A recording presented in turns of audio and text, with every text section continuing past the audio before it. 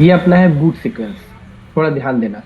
ये अपना है बूट सीक्वेंस। बूट सीक्वेंस का मतलब ये होता है कि कोई भी जो कंपनी होती है ना, जब अपनी पावर आईसी को जब रिलीज करती है, जब कोई भी मॉडल रिलीज करती है, जैसे उसने चिपसेट कोई भी बनाया प्रोसेसर का, तो उसका पूरा पेयर में पूरा आता है। मीडियाटेक का है तो मीडियाटेक का आता है, क्वालकॉम का है तो क्वालकॉम का आता है ना। तो वो ये वोल्टेजेस देती है कंपनी। ठीक है, इससे हमें ये पता चलता है कि जब हम एक बार ऑन ऑफ स्विच को ट्रिगर करते हैं, ठीक है, जब एक बार हम ऑन ऑफ स्विच को ट्रिगर करते हैं तो उसके बाद से कौन कौन सी वोल्टेज फ्रेम्स में बनती है। जैसे आपने देखा कि ऑन ऑफ स्विच को दबाने के बाद पहली वोल्टेज बनी बक, दूसरी बनी एलडीओ, लेकिन ये सीक्वेंस में बनती है। तो इसको हम थोड़ा सा स्टडी करते हैं, देखो ध्यान से। यहाँ देखो, आपने फोन ऑन किया, तो मैंने कहा कि जैसे ही आप ऑन ऑफ को दबाते हो तो सबसे पहले आपके फोन में बक बनती है। बोला ना मैंने, आप जैसे ही ऑन ऑफ को दबाते हो तो सबसे पहले क्या बनती है, बक बनती है। अगर किसी फोन में पूरी बक ड्रॉप हो गई तो क्या करोगे, कहाँ फॉल्ट होगा, ये पूरी बक ड्रॉप हो गई तो नहीं बनी बक मान लो, क्या करोगे। यही कंफ्यूजन हो रहा सर, पावर आईसी में प्रॉब्लम है क्या सीपीयू में है? हाँ नहीं, सुनो तो, अगर ये पूरी बक नहीं बन रही है तो हो सकता है कि बीपीएच आईसी के अंदर ना पहुंचती हो, ये बीपीएच आईसी के अंदर ना जाती हो। मेरी बात समझ रहे हो। ऐसी सिचुएशन में भी बक नहीं बनेगी। हो सकता है आपकी पावर आईसी खराब हो, ऐसी सिचुएशन में भी बक नहीं बनेगी। हो सकता है बक की कोई लाइन शॉर्ट हो, ऐसी सिचुएशन में भी बक नहीं बनेगी। और हो सकता है सीपीयू में इनिशियल जो अभी बता रहा हूँ प्रॉब्लम आ जाए, उस सिचुएशन में भी बक नहीं बनेगी। पहले पहले रीजन सुनो, फिर मैं बताऊंगा कैसे रिपेयरिंग करनी है। समझ में आया सबको। Hello. Yes sir, yes sir. अगर कोई इंसान टेस्ट कर रहा है और उसकी पूरी बक ड्रॉप हो गई, और अगर वो सीपीयू रिबॉल्व करके सेट ओके कर देता है, तो अभी आपको पता चला ऐसा क्यों होता है। ऐसा इसीलिए होता है कि सबसे पहले एसपीएमआई लॉजिक रीसेट होता है, उसके बाद ही बक बनती है, और उसको सीपीयू रीसेट करता है। इसीलिए सबसे पहले बक बनने के पहले सीपीयू का अनेबल होना जरूरी है। वो शुरुआती टाइम में होता है, बस उसका एक पार्ट अनेबल होता है। वो एसपीएमआई को रीसेट करेगा तभी आपकी पावर आईसी पूरे बक को बनाएगी। तो सीपीयू में फॉल्ट आने से भी पूरी बक ड्रॉप हो सकती है। तो यहाँ पे कंपनी क्या कहती है, कंपनी का कहने का मतलब ये है, देखिएगा थोड़ा एक मिनट। कंपनी का कहने का मतलब ये है, यहाँ देखो पढ़ो इसको, कि भैया जब आप ऑन ऑफ को दबाओगे तो सबसे पहला शर्त ये है कि ऑन ऑफ कुछ टाइम तक स्टे होना चाहिए, 5 सेकेंड। L5 जनरेट होगी, एसपीएमआई लॉजिक रीसेट होगा, और सबसे पहले वोल्टेज बनेगी हाई एलडीओ। देखो ध्यान से, 8937 89523 में सबसे पहली बनेगी S4 2.05। क्या बनती है, अरे 2.05 किस चीज की वोल्टेज है, हाई एलडीओ नहीं है। S4, आइए। S1 S2 S3 S4 क्या होता है, हाई एलडीओ होता है ना। तो सबसे पहली वोल्टेज हाई एलडीओ बनती है। उसके बाद से क्या होता है कि ये वाली तो सर, बाईपास हो गई है, इसको छोड़ देते हैं। ये वाली दो वोल्टेज इसमें बाईपास होती है क्योंकि S7 वाली कॉइल इसमें है नहीं। ठीक है, ये दूसरे मॉडल का है, मैं बस समझा रहा हूँ। फिर दूसरी वोल्टेज बनती है S2। ठीक है, और ये S2 है, देखो यहाँ पे 0.8। तो बताओ S2 का मतलब क्या होता है, बक। जहां पे S1 S2 S3 S4 S5 लिखा हो क्या होता है, बक। तो ये वोल्टेज कितनी बननी चाहिए, 0.6 से 1.2 के बीच में। तो यहाँ पे कितनी बनती है, 0.8। ठीक है, तीसरी वोल्टेज बनती है वी रेक की S5 S6 यानी एपीसी वाली। कौन सी बनती है, APC, zero APC point code. Six से 1.2। ठीक है, इसमें देखो कहीं भी मॉडेम वाली वोल्टेज नहीं बनी, देखो ध्यान से देखना, कहीं बनी क्या मॉडेम की। हेलो। नहीं। देखो ध्यान से देखो सर्किट को, यहाँ पे देखो, यहाँ देखो, यहाँ पे जो मॉडेम वाली वोल्टेज बनती है ना, ये आपको चेक नहीं करनी है, ये सिम लगाने के बाद बनती है। आप जब सिम लगाओगे ना, तब चेक करोगे तो बनेगी। लेकिन अगर अपन एक डेड फोन को रिपेयरिंग कर रहे हैं, तो मॉडेम की जो वोल्टेज है वो नहीं बनेगी। अगर आप एक डेड फोन की रिपेयरिंग कर रहे हो तो मॉडेम की वोल्टेज नहीं बनेगी, इसको चेक मत करना, बशर्ते लाइन शॉर्ट नहीं होनी चाहिए। ठीक है, तो ये पूरा मैं चेक करके दिखाऊंगा, टेंशन ना लो, पहले थ्योरी समझो। ठीक है, फिर कंपनी बोलती है कि भाई ये जब पूरी बक बन जाती है, S2 बन जाती है, S5 बन जाती है, S6 बन जाती है, और हाई एलडीओ बन जाता है, उसके बाद ये देखो ये है 8953 का बूट सीक्वेंस है, और अभी हम जो पढ़ रहे थे उसका बूट सीक्वेंस ये है। तो कल मैंने बताया था कि सबसे पहले पावर ऑन होता है, ऑन ऑफ स्विच को जब दबाते हैं तो पहली वोल्टेज बनती है, इसका नाम है S4। S4 यानी समझ गया कौन सी वोल्टेज है? बक। 2.05 मतलब क्या होता है? आईएलडीओ। ILDO, ठीक है। फिर दूसरी वोल्टेज S7, ये दोनों स्किप होती है, ये दोनों नहीं होती, कि 6 कॉइल होती है। दूसरी वोल्टेज बनती है S2, और ये होती है 0.8, यानी 0.6 से 1.2। S2 यानी बक, ये CPU के लिए होती है ना। 1.2 तक की जितनी भी वोल्टेज बनेगी काय के लिए होगी? CPU के लिए। उसके उसके बाद देखो तीसरी वोल्टेज बनती है, इसमें लिखा है S5 और S6, ये भी होती है 0.6 से 1.2। और S है मतलब ये भी क्या है? बक। ये भी क्या है? बक। ठीक। इसके बाद से देखो एक वोल्टेज बनती है एमपीपी। एमपीपी अभी मैं आपको दिखाऊंगा सर्किट में। एमपीपी का मतलब होता है कि जब ये पूरी वोल्टेज बन जाती है तो पावर आईसी, एक एमपीपी का मतलब होता है मल्टीपल पैरेलल प्रोसेसिंग। ये 1.2 वोल्ट की सप्लाई होती है, ये पावर आईसी बना के सीपीयू को देती है, एमपीपी की वोल्टेज, ठीक है। उसके बाद एक वोल्टेज बनती है 1.8। मंडे तो इसमें ऐसी टोन नहीं है ना, ये जो इसके बाद यूज एक कर वोल्टेज बनती है 1.8, और ये L5 की वोल्टेज होती है। L5 का मतलब ये वही वाली वोल्टेज है, जब आप ऑन ऑफ स्विच को ट्रिगर करते हो तो ऊपर लिखा था ना कि जब हम ऑन ऑफ स्विच को ट्रिगर करते हैं तो तब तक दबा के रखना है जब तक L5 ना बने। याद है ऊपर लिखा था सबसे ऊपर बूट सीक्वेंस में, कल मैंने बताया था आपको। हमको ऑन ऑफ स्विच को जब 5 सेकंड तक दबा के रखते हैं ना, तो सबसे पहले एक बार L5 शुरू में ही बनती है, ट्रिगर होती है, उसके बाद क्रिस्टल ऑन होता है, उसके बाद से SPMI प्रोटोकॉल रीसेट होता है। तो ये जो L5 की 1.8 वोल्ट की जो सप्लाई है, बहुत इंपॉर्टेंट सप्लाई होती है। 1.8 जो पूरे फोन में डिस्ट्रीब्यूट होती है। और देखो यहाँ पे ना नीचे लिखा भी है, यहाँ पे लिखा है बीबी क्लॉक हार्डवेयर एनेबल। इसका मतलब समझते हो? बीबी क्लॉक मतलब याद है क्या है? दुकान के लोग ऐसे ही चल जाते आप देखो ये हेलो। कोई मतलब नहीं है। भैया जीव रहने के हेलो। लिए खेल ठीक है। भैया बीबी क्लॉक बात क्लॉक क्रिस्टल यस याद सर, है? Yes sir. ठीक है। डेढ़ याद घंटा है तो सर। पूरा ही हाँ जाने सॉरी, वाला ये है नीचे वाले के लिए चला लिखा। हाँ, तो ये 1.8 एक वीआईओ की सप्लाई होती है, तो जो पूरे बढ़ाएगा बोर्ड में नहीं डिस्ट्रीब्यूट होती है, आएगा ठीक है। अब यहाँ पे देखो लिखा है वी रेगुलेटर एक्सो मान लो 1.8। थोड़े न्यू एक टाइम एक टाइम आती है बोलेगा क्लॉक कैसे क्रिस्टल के लिए, एक्सो के लिए 1.8, तब बढ़िया चला आज ऑक्सीलेशन के होता है, जो उसकी बड़ा 1.8 बनती जरूरी है। था हमारे साथ फिर ही नहीं एक बोल रहा लिखा है बात ठीक है L7 अपने से पहले 1.8। ना देखो बोल रहा 1.8 कई टाइप की है, एक वो जल्दी 1.8 सी ये L5 है, एक भिड़े का मैंने 1.8 उधर L20 थोड़ा है, एक 1.8 L7 है। तो इसके सामने लिखा है कि ये लोकेशन जोड़ के 1.8 थारा मारा अलग अलग सकते क्यों दो बनती जना है, ये वाली क्यों बनती है, ये वाली दो क्यों रहे तो बनती दो है, यार और टाइम ये वाली क्यों बनती है, ठीक है। तो ये जो L7 वाली 1.8 है, ये भी जरूरी होती है, ये यूएसबी के लिए होती है, और भी हमारे सीपीयू के बफर जोन में जाती है, तो ये भी बहुत जरूरी वोल्टेज है। फिर यहाँ पे लिखा है S3 1.2। देखो यहाँ पे S3 लिखने का मतलब क्या हुआ? बक। एल माने एलडीओ, और एस याने बक। तो ये 1.2 है, तो ये एक 1.2 है, मतलब ये कहाँ जाएगी? सीपीयू को। ये 1.2 तक कहाँ जाती है? सीपीयू। ठीक। फिर इसके बाद यहाँ पे लिखा है VREF LPDDR 0.6। मैं आपको बताऊंगा अभी रैम की कॉन्फ़िगरेशंस। हमारे फोन में जो रैम्स होती है ना, एक ईएमएमसी होती है, एक रैम होती है। रैम को ऑन होने के लिए एक वोल्टेज बनती है 0.6, जहां पे भी आपको LPDDR मिलेगा, LPDDR। किसका माइक ऑन है? बंद करो माइक।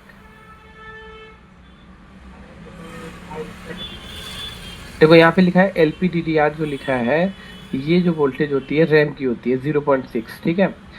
उसके बाद बनती है L3 0.9, ठीक है। ये PLL मोड, ये सीपीयू के लिए होती है, ये L3 वो 0.9, ये भी जरूरी है। L3 मतलब LDO वोल्टेज। उसके बाद बनता है देखो स्लीप क्लॉक। याद है स्लीप क्लॉक क्या होता है? 32.768 kHz, मतलब इससे सेट डेड नहीं होगा, लेकिन ये बनना जरूरी है। उसके बाद बनता है L13, ये होता है यूएसबी की वोल्टेज। यूएसबी की वोल्टेज है ना, आप जब फोन को ऑन करके सीपीयू से पीसी से कनेक्ट करते हो तो जो पोर्ट बनता है ना, उसके लिए एक वो 3.0 से लेके 3.3 के बीच में एक वोल्टेज बनती है। देखो यहाँ लिखा भी है यूएसबी, जो पावर आईसी से बन के सीपीयू को जाती है, ठीक। इसके बाद और देखते हैं नीचे और क्या क्या लिखा है, देखो। इसके बाद इस वोल्टेज को बनने के बाद से ये वाला स्लीप क्लॉक बन जाता है, यूएसबी बन जाता है। फिर एक बनती है 2.9, eMMC की वोल्टेज। तो मैं आपको बता दूं कि हमारे फ़ोन में 2 मेमोरी होती है, एक होती है रैम और एक होती है eMMC। रैम जो होती है उसकी वोल्टेज होती है 0.6 और 1.2 और eMMC की वोल्टेज होती है 1.8 और 2.8। तो ये उसी की 2.9 वोल्टेज है eMMC की। अगर ये ड्रॉप हो जाती है तब भी आपका सेट ऑन नहीं होगा, ठीक है। उसके बाद ये नेक्स्ट वोल्टेज है एक वीडीडी की बनती है एसडी कार्ड के लिए। आपने देखा होगा कई बार हम मेमोरी कार्ड से भी सेट को बूट कराते हैं, बूट फाइल इंस्टॉल करके उसको डाउनलोड मोड पे लाके उससे भी फ्लैश करते हैं, इसीलिए 2.9 की एक और वोल्टेज बनती है, ये भी जरूरी है। और फिर इसके बाद बनती है L11 2.9, ये भी एमएमसी की वोल्टेज है, ठीक है, 2.9 वीडीडी। और यहाँ पे फिर बनता है बीबी क्लॉक। बीबी क्लॉक यानी 19.2 मेगाहर्ट्ज का क्लॉक बनता है बीबी क्लॉक, जो पावर आईसी सीपीयू को देती है, ठीक है, जो पावर आईसी सीपीयू को देती है जिससे आपका सीपीयू ऑन हो जाता है। और उसके बाद आपका पावर ऑन रीसेट होता है। मैंने बताया था कि पावर आईसी सीपीयू को एक रीसेट सिग्नल देती है। और फिर आखिरी में आपका बनता है क्या, पीएस होल्ड, ठीक है। अगर पीएस होल्ड आपके फ़ोन का बन गया तो हम यही समझते हैं कि आपकी पावर आईसी भी ठीक है और सीपीयू भी ठीक है, क्योंकि सीपीयू को जब पूरी वोल्टेज मिल जाती है तो पीएस होल्ड सीपीयू बना के पावर आईसी को देता है, ठीक है। तो अब इसका मतलब पहले समझना, बूट सीक्वेंस बूट सीक्वेंस सभी कोई बोलते हैं, लेकिन इसका एक्चुअल में तुम्हारे लिए क्या यूज़ है पहले समझो। यहाँ पे ये जो पर्चा है ये आपको ये बताता है कि एक फ़ोन को ऑन होने के लिए किन किन वोल्टेज की ज़रूरत पड़ती है। और ये पर्चा हर पावर आईसी का अलग अलग होता है। जैसे एग्जांपल, ये मेरे पास है 8937 का, इसके बाद एक मेरे पास है 8953 का, ये 8953 का। इसके अलावा अगर मैं बात करूँ तो एक मेरे पास है ये वाला है, ये आप देख रहे हो ऊपर से नीचे तक है 6359 का। इसके अलावा मैं और दिखाऊँ आपके पास है, मेरे पास जैसे यहाँ पे देखो, मैं दिखाता हूँ।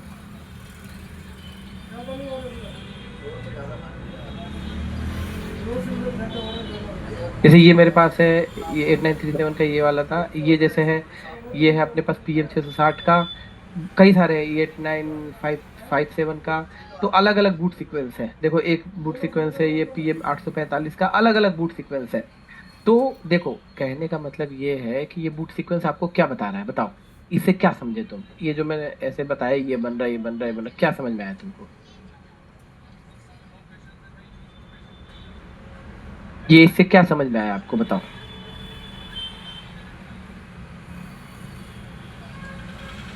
हेलो, हाँ सर। इससे आपको क्या समझ में आया?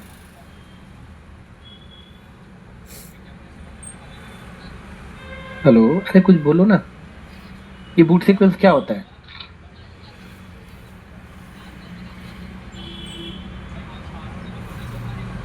अरे मेरी आवाज नहीं जा रही क्या? आवाज आ रही है सर, आवाज आ रही है। तो कुछ बोल ही नहीं रहा। ये बूट सीक्वेंस क्या होता है?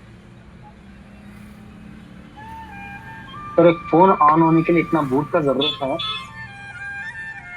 हाँ, ये बूट सीक्वेंस का मतलब ये होता है कि जब कोई फोन डेड आता है, नहीं दुकान हो। हम जब ऑन ऑफ स्विच को दबाते हैं, ठीक है, हाँ दुकान हो। तो कंपनी ये आपको बता रही है कि सबसे पहले ये वोल्टेज बनेगी, दुकान हो दुकान। पावर आईसी सीपीयू को देगी, फिर हाँ पावर आईसी सीपीयू को देगी, फिर पावर आईसी सीपीयू को देगी, फिर पावर आईसी सीपीयू को देगी। ये सब पूरी लेके वोल्टेज और पावर सब। आईसी बनाती है और सीपीयू को देती है, सब ये टोटल। ठीक और कुछ वोल्टेज इसमें ईएमएमसी को जाती है और ठीक रैम को ठीक। जाती है। और जब ये हाँ पूरी बिन वोल्टेज मम्मी ने बन के केवाईसी सीपीयू करावा को भेज मिल दिया आज। जाती है तो सीपीयू आपका क्या हो जाता है, ऑन हो जाता है। और जब सीपीयू आपका ऑन होता है तो आखिरी में सीपीयू क्या देता है पावर आईसी को, ठीक पीएस होल्ड। और जब PS पावर होल्ड। आईसी को पीएस होल्ड दे देता है तो हम ये समझते हैं कि हमारी पावर वाह आईसी वाह। से जाने वाली पूरी वोल्टेज सीपीयू को मिल ली जाती है, इसीलिए सीपीयू आखिरी में क्या देता है, पीएस होल्ड। और पीएस होल्ड PS देने का होल्ड। मतलब हम ये समझते हैं कि हमारी पीएम भी ठीक है और सीपीयू भी क्या है, ठीक है, CPU ठीक है ठीक है। इसका। तो मतलब यहाँ पे ये होता है कि अगर कोई फ़ोन आपके पास रिपेयरिंग के लिए आया और अगर उसका पीएस होल्ड स्टेबल 1.8 बन गया तो हम ये समझने की कोशिश करते हैं कि इधर नीचे से ऊपर तक की कोई वोल्टेज आपको चेक करने की जरूरत नहीं है, ये पूरी वोल्टेज स्टेबल है। मतलब हम एक अनुमान लगाते हैं, क्योंकि ये जब पूरी वोल्टेज सीक्वेंस वाइज बन के पावर आईसी से सीपीयू को मिलेगी तभी आखिरी में सीपीयू क्या देगा, PS होल्ड। ये होल्ड। पहले मेरी बात इतना सबको समझ में आई? सर अरे एमटी क्वालकॉम पर ही ये नाम रहा था ना दूसरा। नहीं नहीं, एक्सिनोस में। मीडिया टेक का भी तो मैं शुरू ही नहीं किया, सैमसंग का तो शुरू ही नहीं किया। Okay okay. अभी पहले इसी ओके पे अपन सर ये। समझो ना, मैं अभी बताऊंगा आपको, आप ओके सर टेंशन ओके मत सर। लो। आप लोग समझ रहे नहीं हो। सर। अब यहाँ पे सबसे बड़ी बीमारी ये है कि आप लोग के मन में ख्याल आ रहा होगा, आप लोग के मन में ख्याल आ रहा होगा क्या किसी डेट फोन में इतना सारा ये वोल्टेज पूरा चेक करना पड़ेगा, ठीक है। क्या किसी डेट फोन में हम ये पर्चा होगा तभी रिपेयर कर पाएंगे, आपके मन में ख्याल आ रहा होगा क्यों। हेलो।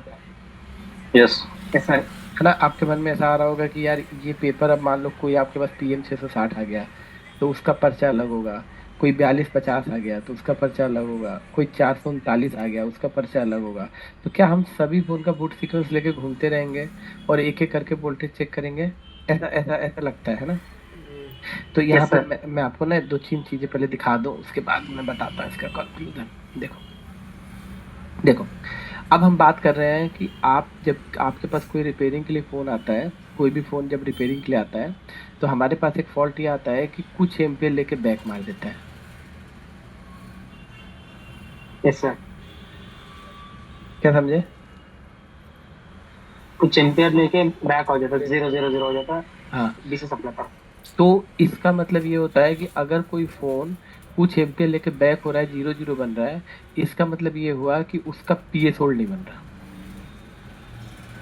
क्या नहीं बन रहा, PS होल्ड नहीं बन रहा है। पीएस होल्ड नहीं बन और रहा। अगर किसी फोन का PS होल्ड नहीं बनेगा तो पक्का प्रॉब्लम यहाँ से लेके यहाँ तक कि किसी भी वोल्टेज में हो सकती है। हेलो, हाँ सर। मेरी बात समझ रहे हो क्या बोल रहा मैं। यस सर अगर यस सर यस कोई sir PS phone hold. On करने पे कुछ एम्पियर लेता है और फिर से ऑन अप को छोड़ने पे 0 हो जाता है, इसका मतलब है कि उसका PS होल्ड नहीं बनेगा। फिलहाल इतना समझो, क्योंकि अगर किसी फ़ोन का PS होल्ड बनेगा तो ऐसी सिचुएशन में वो फ़ोन 100 के अंदर से बूट होके 200 300 400 500 800 1000 तक जाएगा और फिर फ्लक्चुएटेड करते रहेगा, तो समझ लो सेट ऑन हो गया। लेकिन अगर कोई फ़ोन 20 30 40 के आसपास का रीडिंग लेके और ऑन अप को छोड़ने के बाद 0 हो गया तो पक्का हमारी इन्हीं में से कोई ना कोई वोल्टेज में इशू हो सकता है, ठीक है। या इसका PS होल्ड नहीं बन रहा है इसीलिए बैक मार रहा है। पहले इतना समझ में आया कि नहीं। यस सर अभी समझ में तो आया सर। इसका मतलब ये हुआ कि अगर आपके पास जितने भी फोन आते हैं 10 मिलियम 20 मिलियम 30 मिलियम 50 मिलियम 100 मिलियम लेके बैक होते हैं तो अपन को ऊपर से एक एक वोल्टेज को चेक करना पड़ेगा। समझ में आ रहा है, एक एक वोल्टेज को चेक करना पड़ेगा कि भैया कौन सी वोल्टेजेस मिस होने के कारण ये PS होल्ड नहीं बना। क्योंकि देखो अगर इसमें एक S2 मिस हो जाए ना तो ये PS होल्ड नहीं बनेगा। अगर LPDDR की मिस हो गई ये वाली, इसमें कुछ वोल्टेज ऐसे हैं जो मिस हो जाए तो PS होल्ड बन जाएगा लेकिन सेट ऑन नहीं होगा। तो मैं इसको थोड़ा सा आपको एक्सप्लेन करता हूँ कैसे चेक करना है, ठीक है। थोड़ा देखना, हाँ समझना। जब इसको मैं करा लूंगा ना उसके बाद फिर ना मैं मीडिया टेक सैमसंग और डबल पावर में जाऊंगा, लेकिन पहले इसको समझने की जरूरत है। देखो अब मैं आपको ना मैं दिखाता हूँ, देखो कैसे चेक करना है इसको, एक मिनट रुको। जैसे मान लो मैंने ये कैमरा ऑन किया, देखना हाँ, ये मैंने कैमरा, ये अपना कैमरा ऑन हो गया, ये हो गया, ठीक है। अब एक छोटे से फोन में मैं ना एक बेसिक्स आपको समझाता हूँ, ठीक है, कैसे अपन को चेक करना होता है। मान लो सबसे पहले फोन ऑन आया तो बताओ सबसे पहली वोल्टेज कौन सी बनती है, बताओ चलो। जैसे कोई सेट ऑन आया सबसे पहली वोल्टेज कौन सी बनेगी।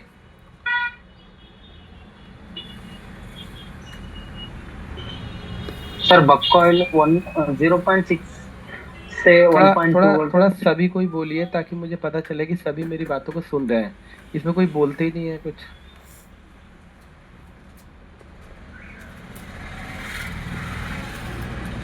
हेलो। हाँ सर।